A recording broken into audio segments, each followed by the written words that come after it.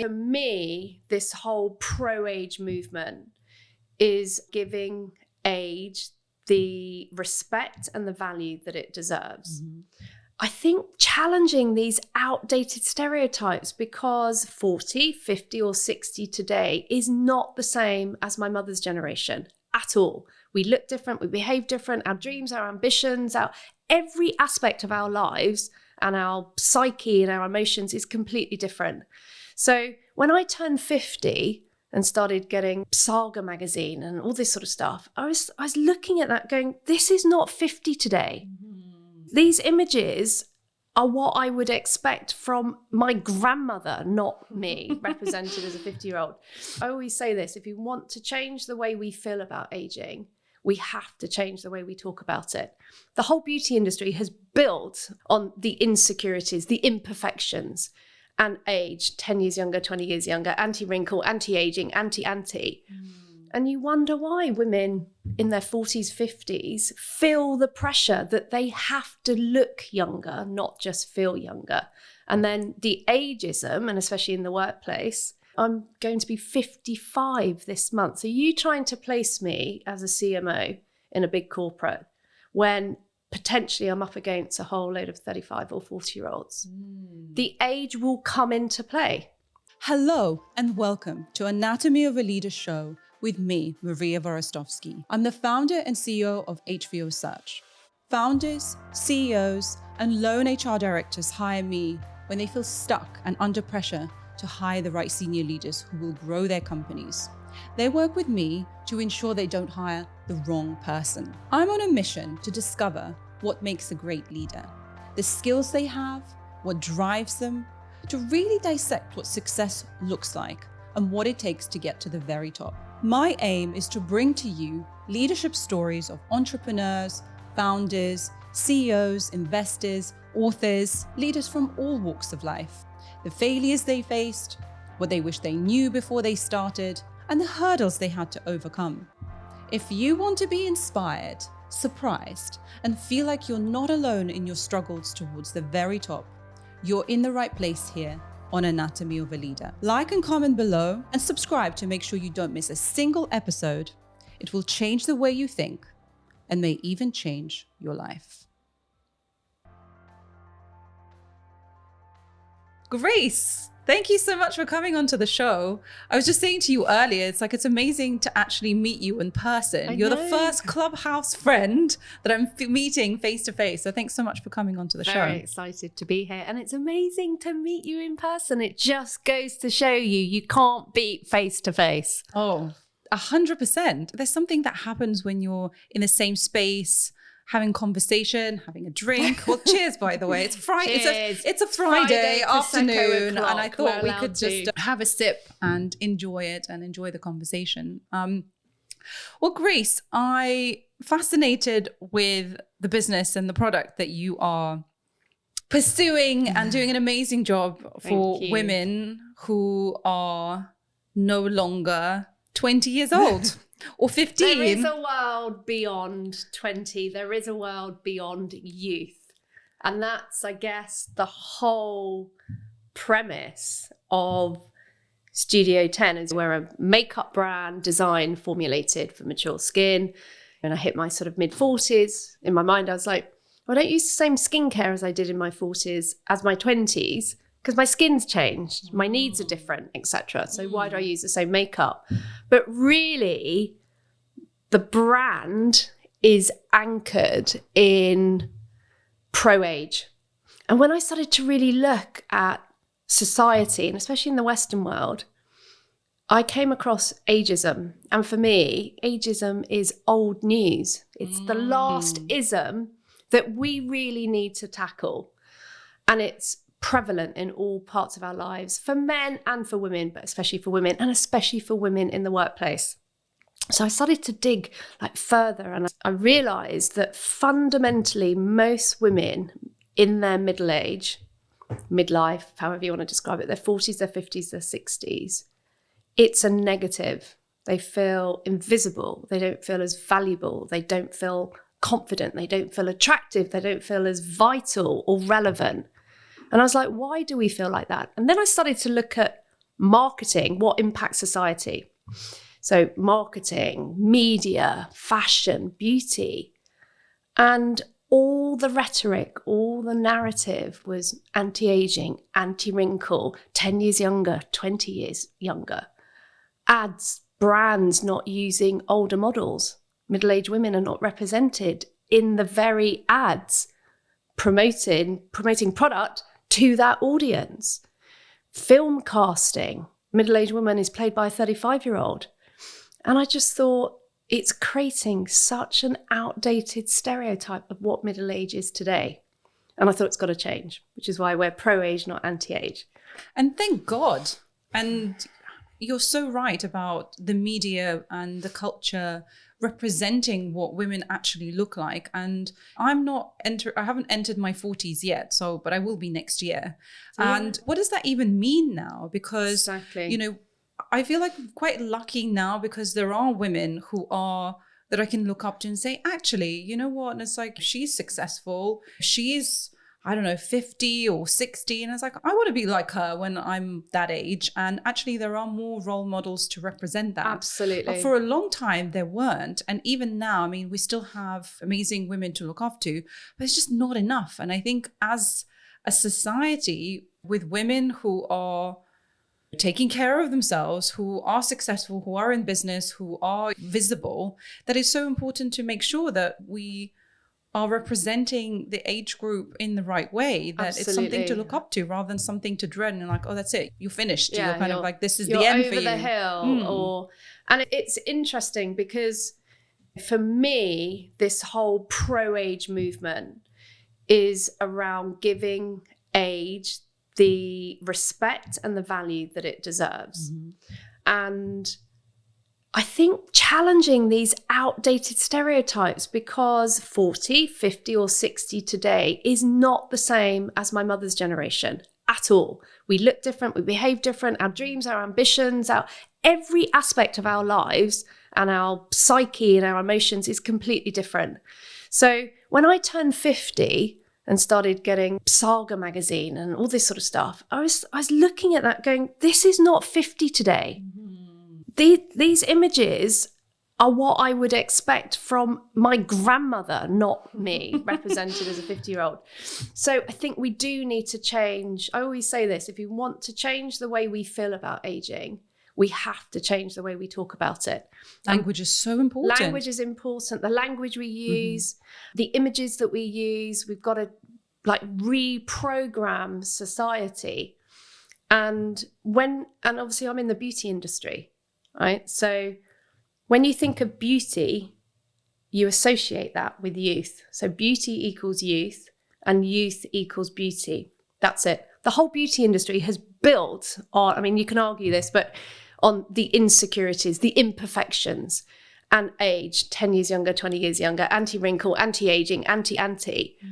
And you wonder why women in their 40s, 50s feel the pressure that they have to look younger, not just feel younger. And then the ageism, and especially in the workplace, and I do think it exists for men and women, but, I've got friends and myself. I'm going to be 55 this month. So you trying to place me as a CMO in a big corporate when potentially I'm up against a whole load of 35 or 40-year-olds. The age will come into play. I'm not as relevant, or I might not understand. And I think instead of embracing age and what it brings you, from my perspective, it brings experience and expertise. I've been around the block, not once, I've been around that block a few times. Actually, there's real value in it that I bring that my younger counterparts perhaps don't bring. But I think what people worry about, especially in the sort of the recruitment process, is relevance. You're not up with what's happening. You're too old. And once again, that's an absolute misnomer. But doesn't depend on who the customer is. Because if you are targeting the younger customer, then understanding or being close to that age group is to some extent understandable because you are yourself closer to that age group. Yeah, for sure. But as the customer is changing, it's like we have so much choice within the beauty industry. There's so many products out there that we can be choosing to purchase. And the customer is changing. The customer is getting older and Absolutely. has completely different needs, because as we're talking about, the skin is changing. And do I really want to be using products that are designed for a teenager versus somebody who is closer to my age? But I think what you're talking about is the perception, or the external kind of perceptions haven't moved on with what we actually are doing. Exactly. We're working for longer. We have completely different needs, and that's not being reflected in the media as much as it needs to be. The stereotype, I think, for middle age, the average stereotypical 50-year-old, you're on a decline. You don't make much effort. You're not really interested in fashion. It's that very beige jumper, beige slacks, big chunky jewelry. It's not glamorous. It's not sexy. It's not independent. It's not feisty. It's not strong. It's not empowered. It's like a decline into old age. And I think it's changed now. It's very different. And I think women especially have changed, because I look back on my mother in her 50s, and your life changes, your kids start to grow up, they start to leave home, your husband's still pursuing or quite high up maybe in his career, but she felt she was done. Like everything she had achieved, because she had grown-up girls, they had a nice home, she was happy. And I think now women still have ambition and they still have dreams. And I've just spent a few days with my ex-husband's great aunt. She's 83. Honestly, Maria, it was inspiring. She's just had a hip replacement. She was like, I can't exercise as much, but I need to start running. This is a lady at the age of 65. This is where I think age doesn't define you. And this generation, saying that she's the last generation, 65, she'd never run before in her life. She started running, right? Every year up to her hip replacement, she didn't run half a marathon. She ran a full marathon. I love those stories. She just had this hip replacement. On Saturday, we did an 8-mile hike. And she's like, I'm going to run a marathon when I'm 90. And I was talking to her, I was exploring, and I was just like, this is what age, middle age, old age is today. It's the time for opportunity that you still keep moving forward. You can still grow. She's still got ambition. Even though she's 83, she's got ambition. She's got goals. She's passionate about life. She wants to live life. And I think the difference is, in my sort of mother's generation, and obviously she's the same generation, so it's a bit of a contradiction. My mother felt she'd done her job, so she could relax, and there was no real sort of ambition. So I think middle age today needs to be redefined. And this is for sure. I think about, sometimes I have these moments where I kind of transport myself into the future. And sometimes it's positive, but quite a lot it's sort of fearful. And then I have this moment, it's like, oh no, I'm actually back in my body. And thank God those things didn't happen. And I still have time to kind of catch up and do the things that maybe I wasn't doing in the future that I imagined. And it's so key to keep ambition and drive. And that's what actually prevents you from aging. Like when I look, for example, at my grandmother's generation, where and she is in her 80s now, and Soviet Russia, coming from a really very poor background, you were given opportunities to work in a factory, and you kind of like, you work there your whole life, and you kind of accrue points so that when you retire, that's when you're kind of taken care of, and that's when you stop working. And I think that even the idea of stopping working and no longer having some way of contributing, or something that you kind of purpose, something that you keep working towards, is extremely aging. Yeah. And I think when 100%. You're talking about your mother, where, so she's kind of done. And I think that's when I look, not just being out in the sun and not having the skin damage, but it's also the psychological toll on you, where you're like, okay, I'm finished. This is me. Yeah. And she felt that she was done, but also she'd achieved and was successful. And my mother was really happy, fulfilled. But it was almost in her sort of mid-50s, late 50s, as we all left home, mentally and emotionally, that she'd done her job, that there was nothing beyond that. The only difference was she had a passion and a hobby, which was gardening and anything to do with that. So that sort of drove her. But I think in context of today and playing it back to opportunity, careers, one of the biggest growth areas of entrepreneurs are 50-year-olds and women. Mm-hmm. The other thing is the likelihood is we're not retiring at 16, we're not retiring at 65 because of pensions and financial reasons. So men and women, we're going to have to work, I think, into our 70s. But a lot of women are making choices because they don't want to not work. And I find that quite interesting. So I think the workplace is going to change as well, quite dramatically. It has to. It absolutely has to. Because as you're saying, if we are working till older age, like, well, if you're in a position where you're being considered for something and all of a sudden there are more candidates with that profile, then you have to be making changes, because that's going to be you one day too. Yeah, absolutely. It's going to be you one day too. And it's like we have to make adjustments to how we live as a society. In terms of your business, when did you start actually? How long ago? So this must be our fifth year. So I started in my late 40s. So this must be my 6th year. Can't actually remember. It feels like a lifetime. It's like, it feels as though it's such a part of who I am and my DNA. I actually can't quite remember. But yeah, a good few years. And it's that classic startup roller coaster, highs, lows, pivoting, change. Wow. It's not for the faint-hearted. Absolutely it's not for the faint-hearted, that's for sure. What was the hardest part? Or what was the most difficult period of time for you?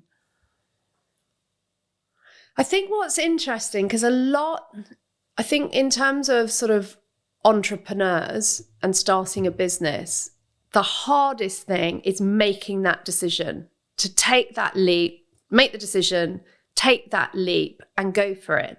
And I've actually my whole life been a serial entrepreneur. So in my 20s, I set up a marketing branding agency, comms agency. I was 27 and then sold it, became part of Omnicom and did an earn out. Then I got involved in another business, invested and helped develop the brand. So I'm a serial entrepreneur. So that making the decision and that leap, and it is a leap of faith at one level. Saying that though, it's backed up with a really well-crafted, well-researched business plan. And because I mentor lots of entrepreneurs who want advice, and you live and die by the quality of that business plan.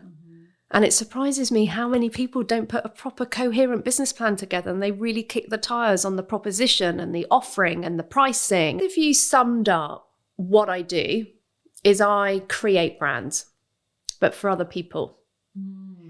So me creating Studio 10 as a brand, intellectually, the brand, the proposition, the products, the difference is I anchor that brand. So I'm the face of that brand and I'm the voice of that brand. So I think for me, the transition and brands today, I really believe this is something that's changed, is consumers don't want to buy from faceless brands. They want to buy from brands that they can identify, they have a relationship with, which is why the founder is so important in the brand matrix or blueprint of a brand today. And you're elevating the founder brand within that. And now with social media, of course, there's thousands of channels and touch points and interactions directly with customers and founders and everything else. So firstly is, what's your voice? What do you have to say? What's your conversation? What do you stand for? Because people want to know you and get to know you from a professional perspective, but also who you are as a person. Because if they identify with you as a person like them, then you're likely to have a customer for life. So that's one side of it. And that for me is the challenge, because I like to be behind the scenes. I like to be behind the scenes. I don't want to be the one going, it's me.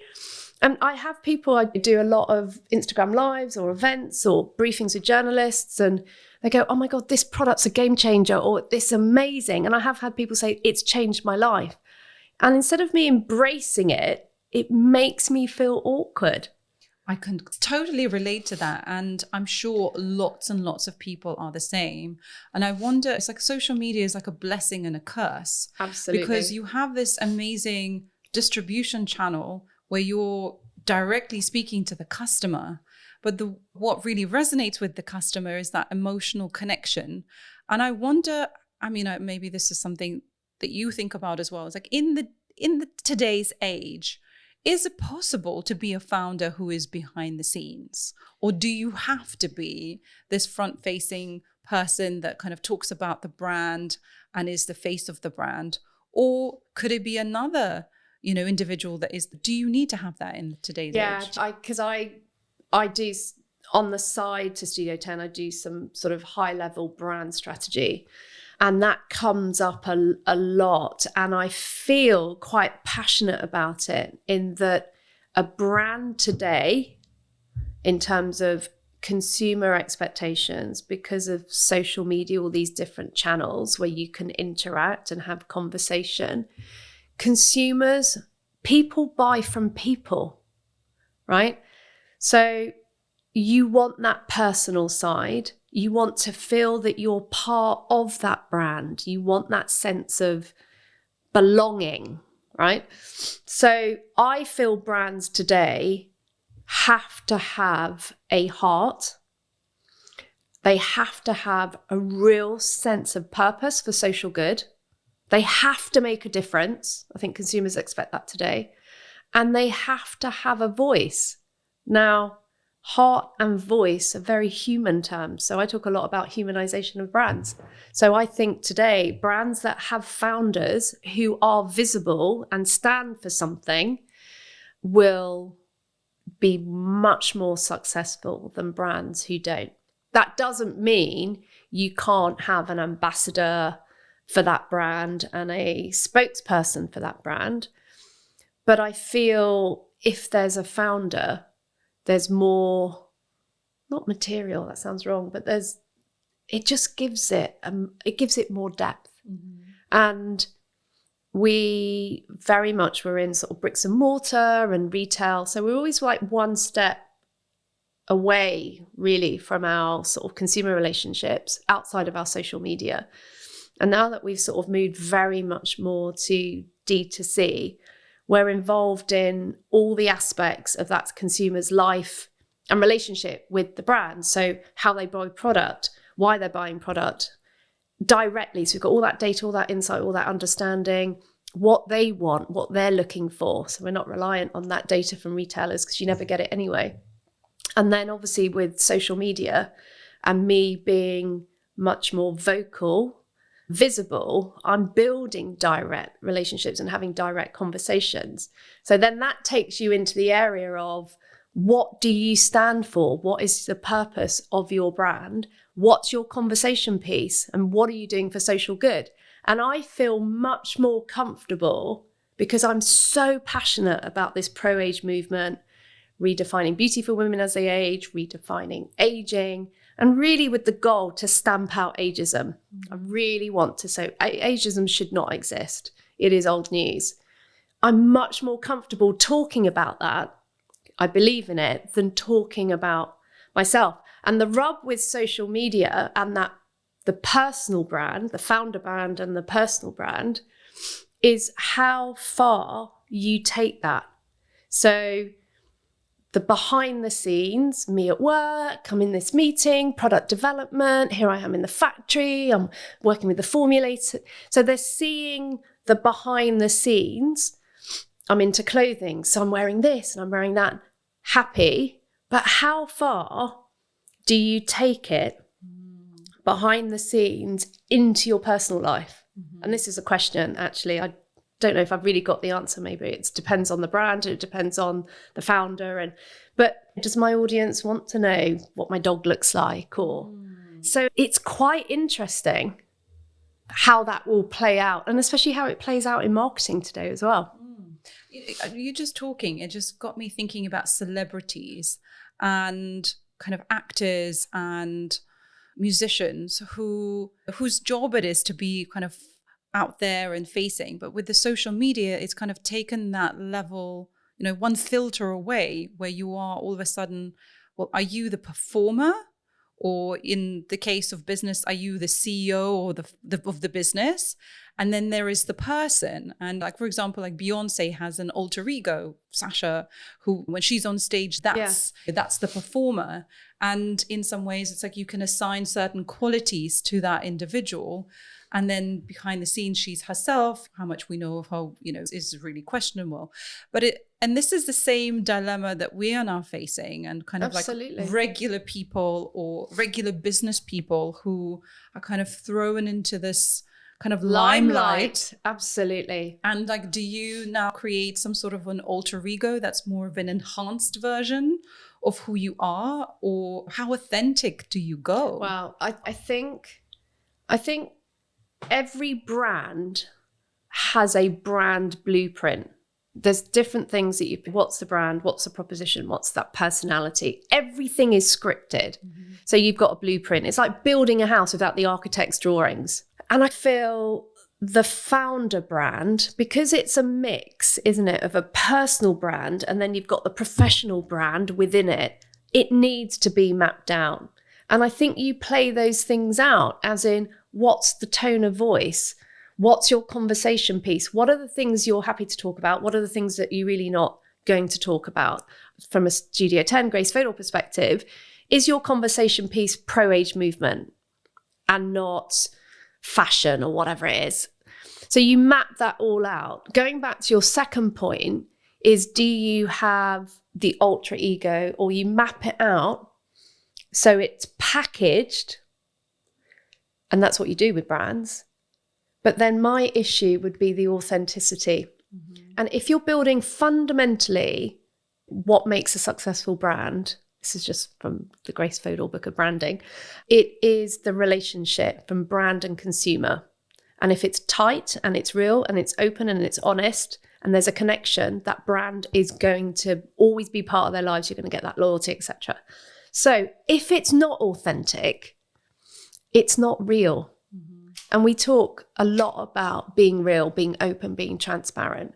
And I think the more authentic, the closer it is to who you are, your values, your beliefs, your passions, whatever it is, the better and more effective that relationship will be. Plus, it means you're true to yourself and your authentic self. Because I think it would be an actor, when they're playing a role, they become that role. From an everyday management perspective, can you imagine behind the scenes, I'm this person, and then I've got to put my face on and I've got to do this. I think that takes a lot of energy and and then I don't know if you end up not knowing sort of who you are, or you don't like that ultra ego and it doesn't fit with your true sense of self. And I think today, consumers are much more sophisticated. They can see right through it. They can see through all of it. And I always talk about brands today having a real purpose for social good. We have to make a difference. So Studio 10 is anchored in this pro-age movement. I want to challenge, I want to stamp out ageism. That is what we stand for, the good of me, every other person 40 and above. So that, if you don't have that, I think consumers will be disappointed, right? And you can pay lip service, CSR, corporate social responsibility. We've been doing that for years, 30 years, 40 years, 50 years. So once again, you can't just pay lip service to it. It has to be real. It has to be authentic. And I think if it's just a marketing campaign, it's like take it like beauty, but take any of the trends like diversity or body inclusivity. You can tell the brands who are doing it because they have to be seen to be doing it. We need gender equality in the boardroom, you can see and you can tell the companies who are like, oh, that's our token female, or that's our token 50 plus person. So I think maybe because of social media, there's levels of transparency that you didn't get before. If you're Glasshouse, I think it is, if you work for a company, now you can review that company from an employee perspective. If someone's not happy with what they see or what they hear, it can go viral.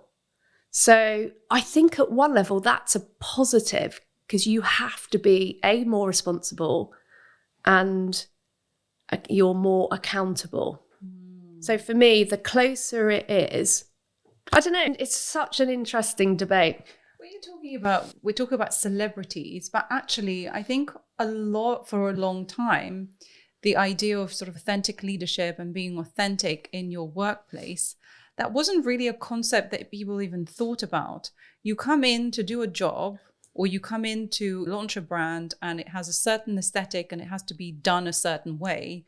And your personality is almost irrelevant because you are there to do a job. And I think in terms of leadership, that has also existed. It's like you come in and it's like, it doesn't really matter what happens to you have kids or you have issues at home. It's like that sort of the personal life is removed from the workplace. And it was deemed as unprofessional. I mean, that phrase, you do not bring your personal life into the office.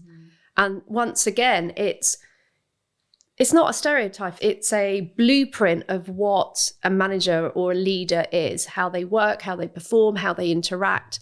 It's not real, because every single one of us somewhere will have a major issue or crisis in our personal life.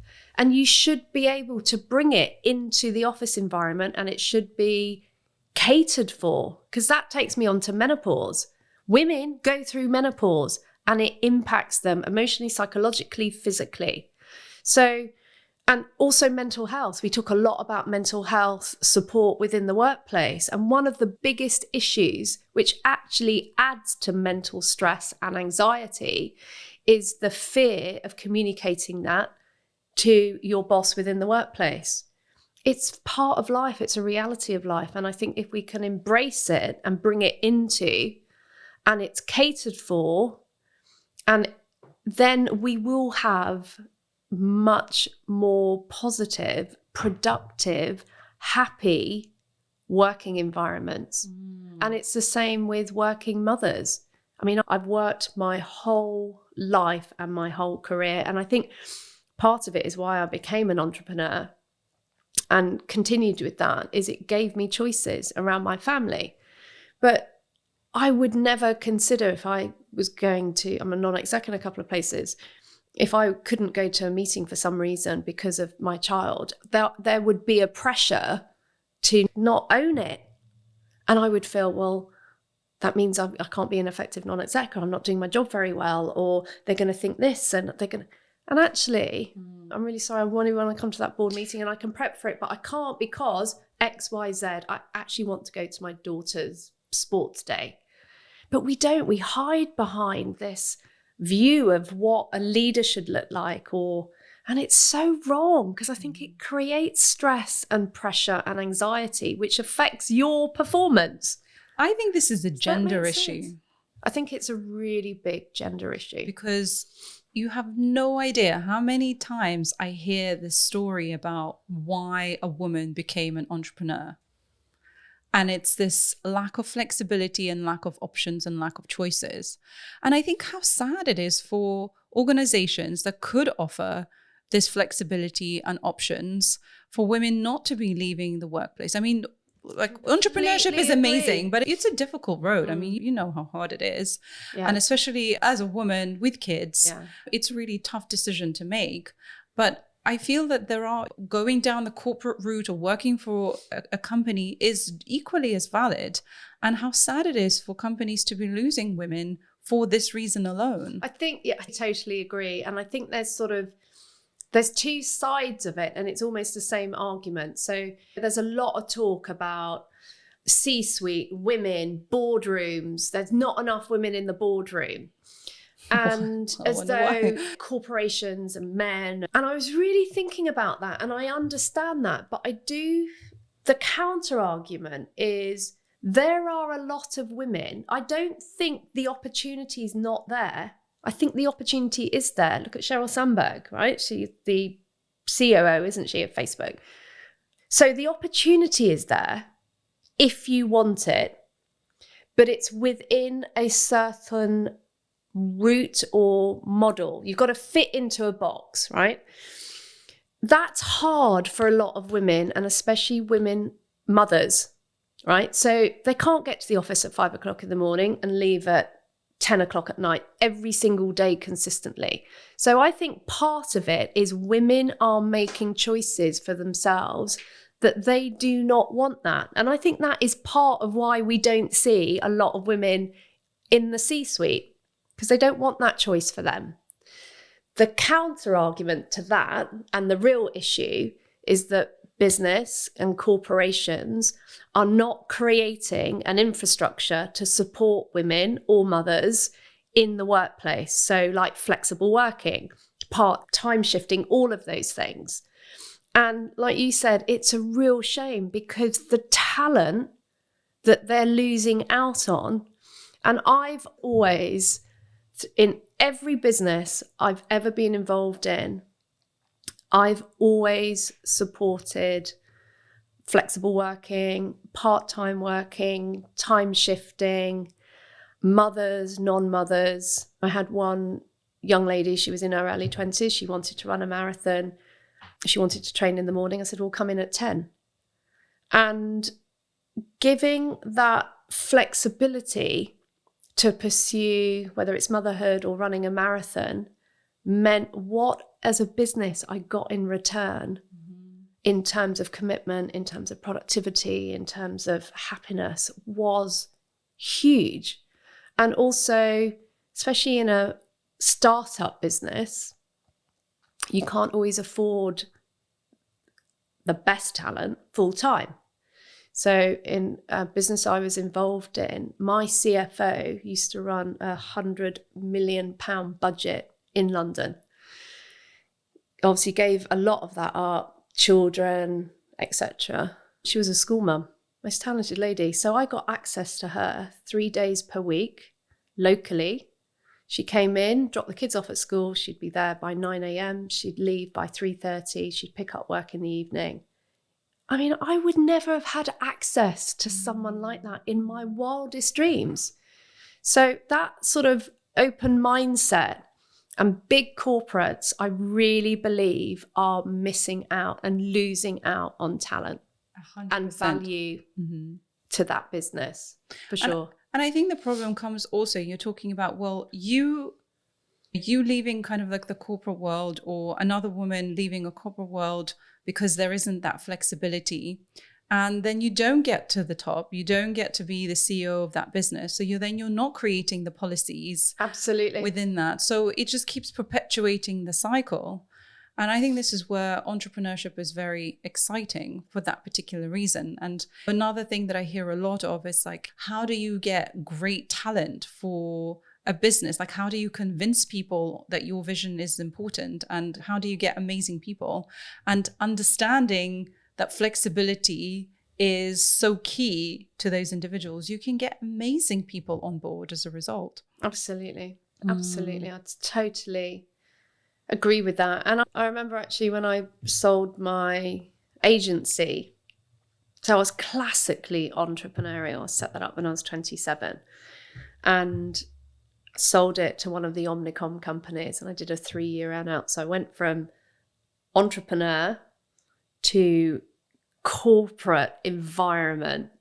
And I was excited because I thought the systems, the processes, the infrastructure would take everything that we do and we could really scale. And there were elements that I loved and there were other elements. And one of the other main reasons why they bought us is they felt, because it was a top 5 global agency, deep history and heritage, grown through a little bit of acquisition. And they felt, so graduates would come in and then that graduate, 15 years down the line would be the MD or the C. So it was they felt that the business needed this entrepreneurial spirit. And we talk a lot about that, big corporations wanting that entrepreneurial spirit. And that was one of the main reasons why they bought us, because they thought we'd freshen it up and bring this spirit and motivate. And so I was excited about that and the impact that we could make. And then my benefit was that I got this machine, this global machine and this infrastructure. It was the hardest, most depressing thing I think I've ever done. And it's fitting.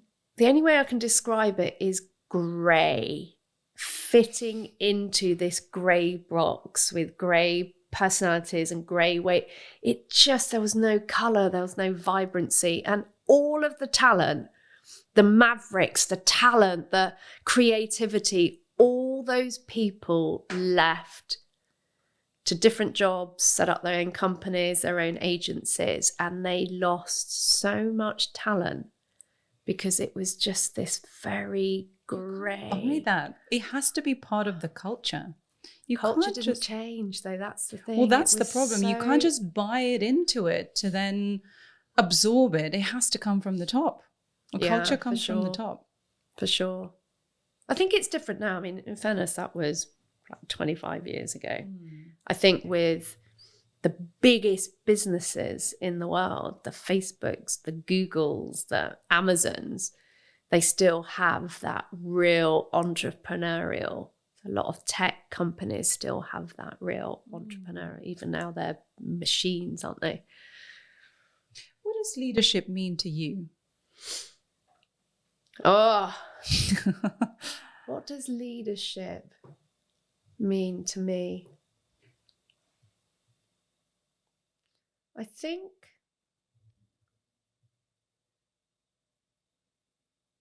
leadership is aligned fundamentally about vision. I think true leaders inspire, and I think they're always looking forward. They're 3 months, they're 3 years ahead. They're big blue sky, they're big picture, they're visionaries, and they bring people with you. But you can't bring anyone with you if you don't have that vision and that passion. I don't know how many leaders are good at execution. It's a difference between the sort of the CEO and the COO. So I think fundamentally leaders inspire and they create momentum and they bring people with and people follow. And I guess leadership principles, wherever you are in your career or actually in your life, you can aim to be a leader in any interaction. So even if you're a year into your job, you can still look to have those leadership qualities and bring them into your everyday role or job. In my opinion is that leadership is everywhere. I mean, you don't need to be the CEO or a founder of a company. And sometimes actually those people are not necessarily great leaders either. They just happen to either be promoted into that role or they created a business and kind of people follow them by default. But I think leadership comes across in all aspects of life. I mean, if you're you lost your parents and you had to lead your, younger siblings, or you had to, as a child, you had to figure out how to navigate really kind of going camping and you're kind of left to your own devices and you had to find a route out, or you're in a small team and your boss is on holiday and you had to figure out what to do in that particular sort of crisis situation. There's so many forms that leadership can take. Absolutely. But one of the things that comes across really strongly is the vision. Yeah. It's being able to not just see it, but to communicate it in the right way. And that, to me, that's something that really strongly comes across. And I think have that vision, like you say, at any point in your life. And it's flexing that muscle, isn't it? The sort of, because with vision, there is sort of blue sky thinking, there's creativity, and I sometimes wonder whether aligned to that is a sort of mindset of positivity. Mm-hmm. So if you have a negative mindset, you're never going to be a great visionary, are you? Because it's all negative, or it's not possible, or I think you need to have a real positive mindset, blank piece of paper, that anything and everything is possible. That blue sky thinking. Don't let the reality of it diminish that creativity. And it's always the rub, isn't it, between the CFO and the CMO. You know, the marketing people want to do X, Y, Z, and they're like, what about the numbers? What about the figures? We can't do that. It's got to fit within a budget.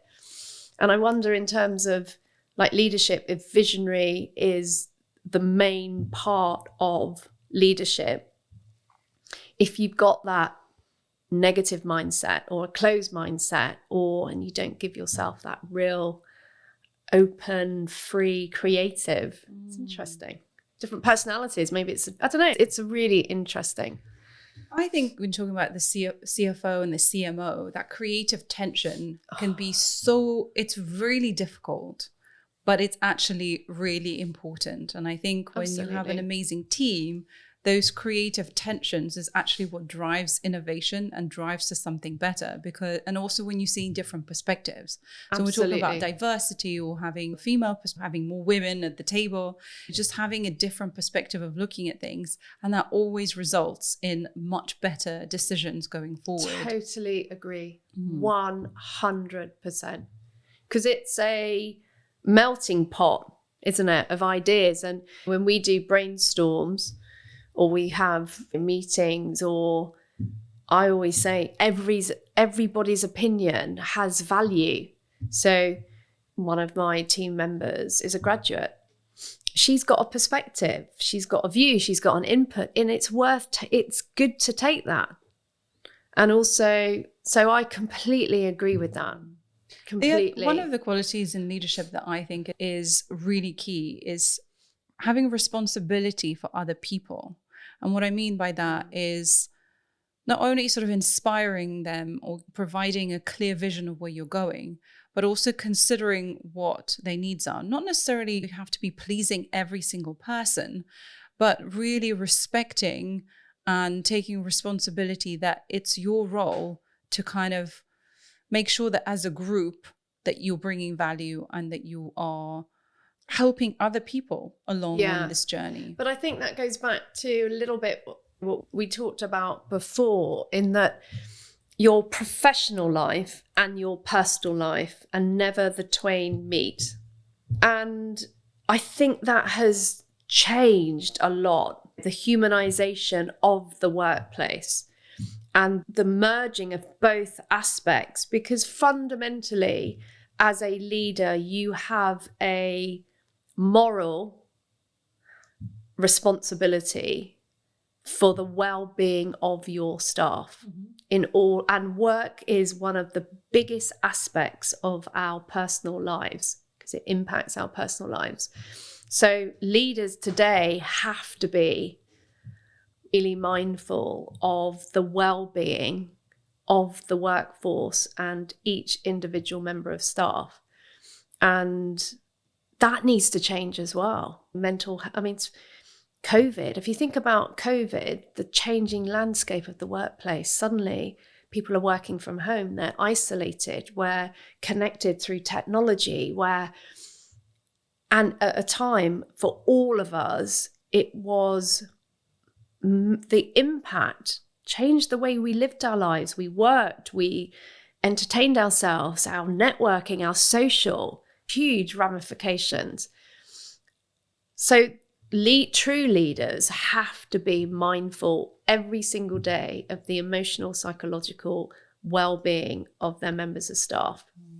And luckily, there is more discussion around that, isn't there? So HR departments, and I did look at stress and anxiety. I did a research project a couple of years ago, and it was saying one of the biggest, the number one driver of mental health issues in the workplace is not the stress and anxiety of doing your job, was compounded that if you were struggling or you had an issue within work or outside of work, there was a fear and a fear of talking to someone within the company about it, and that there would be a form of prejudice. Oh my goodness. I mean, that's scary. Well, we're talking a lot about psychological safety, and that's the example of not having any, where you cannot raise these issues for fear of being judged or being seen that you're not doing your job or properly. negotiated out of the business.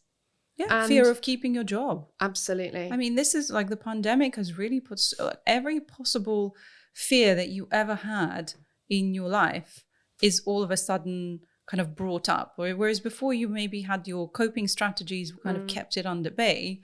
Now it's sort of out there in the open, and obviously it's heightened. Yeah, and for sure. Not being able to talk about it, then it just adds more stress. And when it comes to just health in general, not just mental health, but physical health, I mean, it manifests itself. Like stress is probably the number one cause of predominantly all diseases, I would argue, because your body's immune system is completely tied to how well you function. I mean, I'm not a doctor to talk about it, but this is the consistent message that I'm kind of seeing out there in the world. Stress. I mean, any form of stress, whether it's mental, whether it's emotional, has a physical impact, and it puts a physical impact on your body. It puts physical stress on your body. Your cortisol levels go through the roof. Cortisol is not healthy.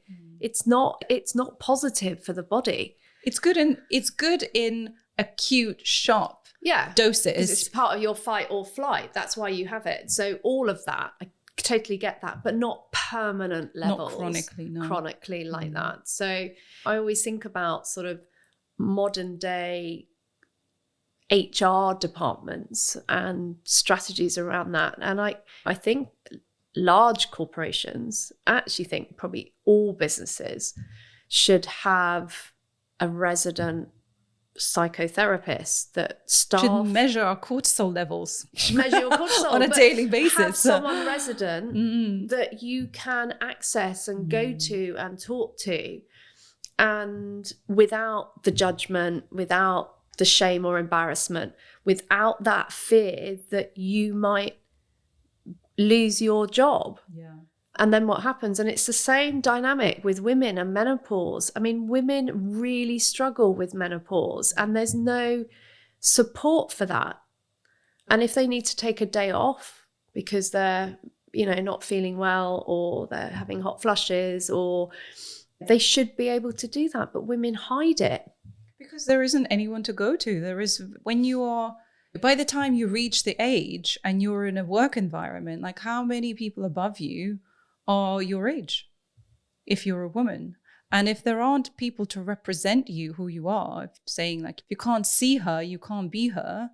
If someone doesn't understand what you're going through, then it's extremely difficult to be open about it. But I wonder, I think this is a gross generalization. I don't know actually, and maybe this is my naivety, but I think most HR departments and heads of HR, it feels as though it's a very female-driven area within business.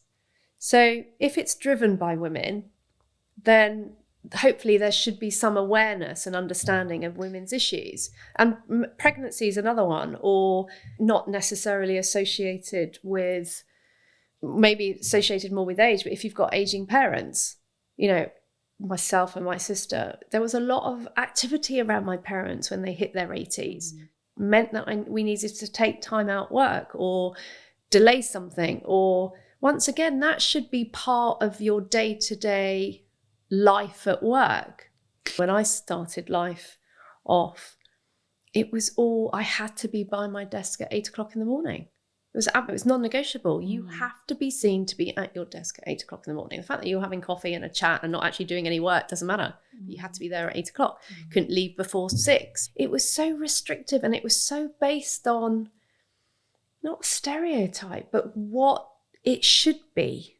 But it was lack of trust to some extent, where you had to be watched. I mean, this is an industrial age system where you turn up, you have your supervisor who makes sure that you do the work, and then you leave. And after you leave, that's it. But now that's not the same. It's like when you leave, you don't leave. Yeah. Especially now that we've been working from home for so long. Like you leave, you have your phone, you have your computer. I do think that's been, when we saw major technology advancements, the mobile phone, the, access to the internet and things like that, this became the office. And so you never switch off. You're always connected. And that for me is why I have a lot of flexibility with my teams, because they don't need to physically be in the office. You don't need to be at your desk at 8:00. Why should we all traipse in to sit at a desk at 8:00?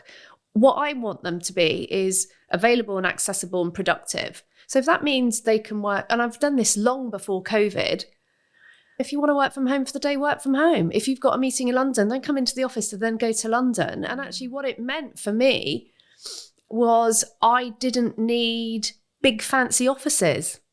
Don't need offices. Why do I want to spend money on offices?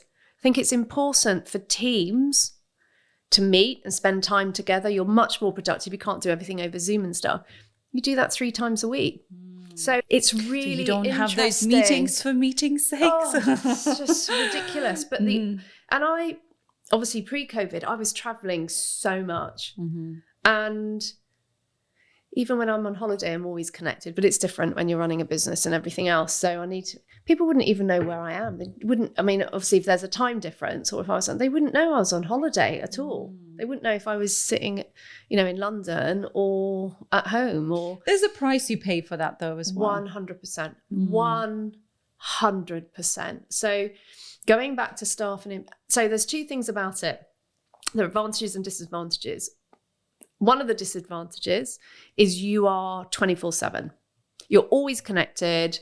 You cannot work 24/7. You will burn out. I've had those moments where I'm like, Grace, you have to stop. You have to. And so that's one side of it. Because I support flexible working and I also support time shifting. So my head of ops, who I've worked with for 15, 16 years, she's now got 2 young children. So she time shifts. So 3:00, she's gone. Kids, tea time, bedtime. She comes back online at 9:30, 10:00. Great for her. The problem is I've got my phone here. I find myself getting caught up. If I'm working late at night, I'm like, well, I've got to send this email. I've got to send that email. I've got to do this and I've got to do that. That then impacts somebody else. Just because I'm working at 10:00. So now I either have to say for tomorrow, because what happens, they're connected. So they see it and they respond. And I actually feel it's actually quite irresponsible to create that culture where we're all working 24/7. Now, there are times, there might be a busy period, there might be something happening over a weekend, but it shouldn't be a permanent, continual way of working. So for me, I've had to create some boundaries to save me from myself. And it's been really hard. So I started to, there's different things. Those boundaries. You have to, because it affects you physically, mentally, emotionally, psychologically. And if you don't get proper breaks and that self-care, you can't perform as well anyway. So it's a full sense of, for me, I quite like routine and regime. And I found myself getting up at 6:30 because I thought if I get up early, before the kids or whatever wake up and there's noise, and I'll get up and I'll do a couple of hours before the sort of office sort of wakes up. Because generally my teams tend to do the back end rather than the sort of morning, and we don't start till 9:30 anyway. So, and what I found was I was getting up at 6:30, hoping that I could get a start to the day so that I'd finish early, so I'd get a life at the end of the day. Because then I've got my girls coming home from school or from college, and I want to be able to have dinner with them, and I'm working and I'm busy, and I thought I want that quality of life, more of a quality of life in the evening. What I found was it made no difference. The only difference was I was working from 6:30 and I was still working till 8:00, 9:00, 10:00. And I think a big part of that is your to-do list is endless. You'll never stop. You'll never stop. So there's two things I did. So still get up at 6:30 because I like that quiet time, and I take my dog for a walk. So I force myself to take the dog for a walk. And actually, it's a really good way to start the day because you get your walk. It means the dog's walked and I'm not stressing about, I've got to take the dog for a walk. Already achieved something with your day. I've achieved something. That sort of grounding with nature, just feeling the sun or the fresh air, or it really sets me up for the day. I then started to get into the routine of, maybe I can make a couple of calls, because I do have some people, generally we do the back end, but a couple of people maybe start at 8 because they want to get stuff done. Or I was like, no, you've got to stop that. Anything related to work, you have to stop. So that's made a big difference. I just kind of listening to you and I'm thinking, well, when it comes to work, especially if you're an entrepreneur or you're having to lead others, there's probably 3 areas. So there's the strategic thinking when we're talking about vision, which doesn't come from doing. It comes from being disciplined to factor it into your day. And sometimes it comes from the moments when you're rested and your mind can start to connect the dots. And taking that dog for a walk or stopping and being with your family, it's like your brain, the way our biological brain works, and again, I'm not a doctor, but what I've understood is like it needs to have certain periods of not being active and cognitive. So that's the one part. And then the other one, it activates different parts of your brain as well, doesn't it? So if you're always doing, it's one of the things actually as a CEO is, and I think a true CEO or leader, you're thinking ahead, right? Your role is to be one step ahead, right? You're thinking ahead. When you are caught up in the day-to-day, this is my biggest struggle. I'm caught up in the mire, the day-to-day, the execution, the detail, I do not come up for air, and I don't have the time or that space that you're talking about where my brain is in a different place where I can just open it up, because I'm so caught up like that all the time. And switching between the two, and that's the second part. So there's the strategic thinking, and then there is the execution, which is the doing, which actually to some extent is the thing that you can control the most. Because you can sit there for 8 hours. You can do that. You can always be doing something with your hours or your time. So that's the part that I think we can control the most. You need the vision and to the know strategy what you're doing. To know what you're doing. Yeah. And the thing is, businesses 4 years old or whatever it is.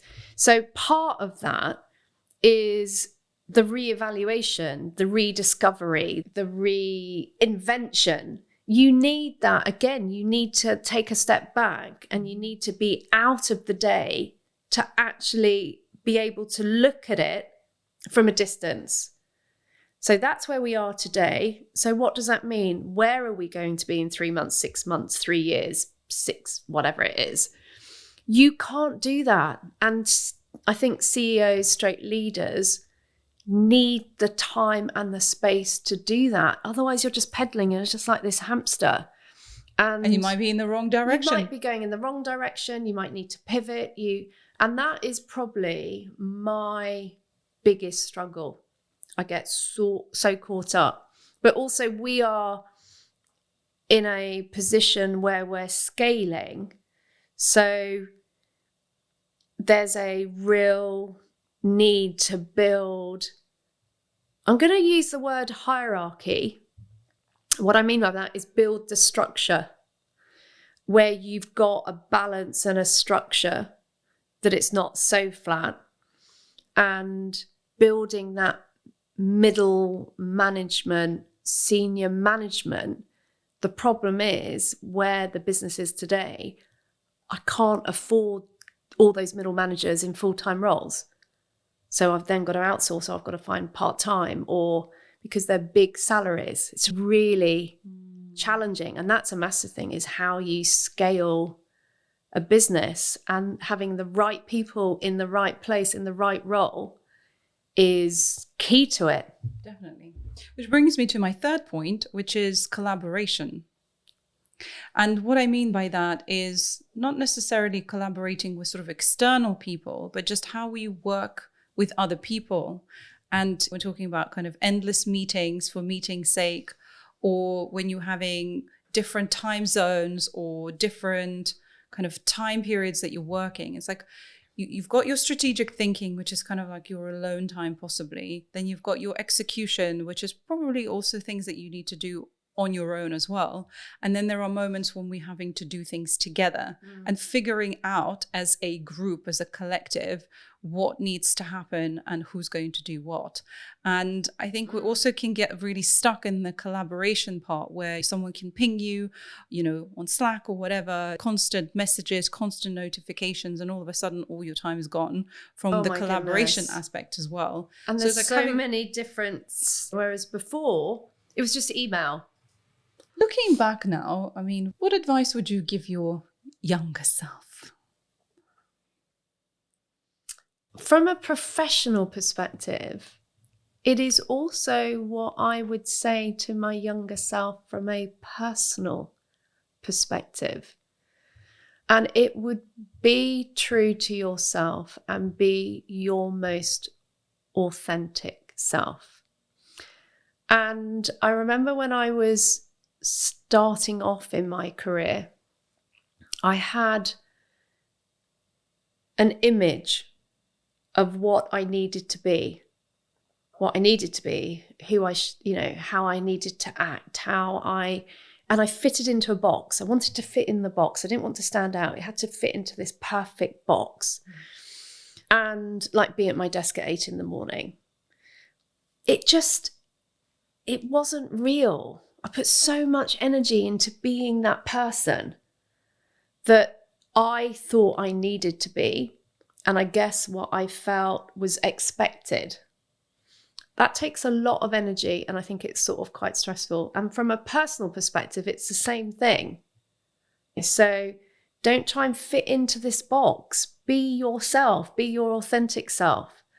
So that is probably the number one thing. And then the part of that is don't compare yourself to other people. Because we do it, I don't know if men do it as much as women, but women do it. We compare ourselves. So I would compare myself to other people in my working environment, in the office. And I think part of that is if you compare yourself, we compare ourselves to people who are bigger, better, prettier, brighter, more successful. We don't compare ourselves against someone who's perhaps not as successful. Do we? And it robs you of your self-worth. It robs you of your confidence. And I think it's a breeding ground for that whole imposter syndrome. So don't compare yourself and don't compete. Just focus on yourself. Compete with yourself. Because there's always going to be someone who's got a better job, who's earning more money, who's more successful, who's more recognized than you. And in a weird way, I sometimes feel that with Studio 10. So I'm there, I focus on Studio 10, what my purpose and my mission is, focusing on how women interact with the brand, focusing on its success.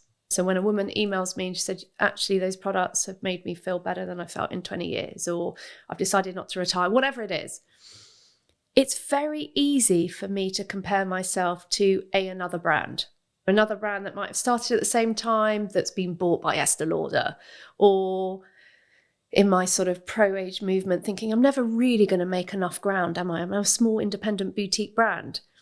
Compare myself to XYZ, who's pursued some movement and has had huge global success. Or it's very easy to feel insignificant. And I think it's a mindset. And my mum was always a sort of half glass. Are you a half glass empty or are you a half glass full? She was always a half glass full.